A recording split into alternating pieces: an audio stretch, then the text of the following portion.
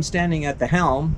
The helm on a boat is the steering station where we steer the boat, and here I'm holding on to the steering wheel.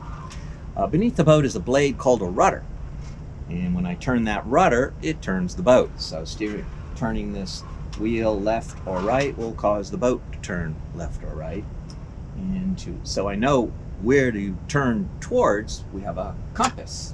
The compass always points to north, and I can read the direction the boat is pointing right now. We're pointing almost west.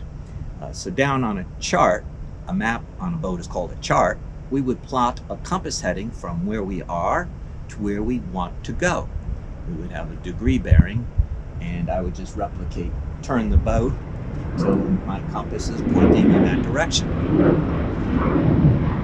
Turn left, the boat goes left, turn right, the boat goes right, and I can keep, as I'm moving along, just keep referencing the compass so I'm on course to my destination.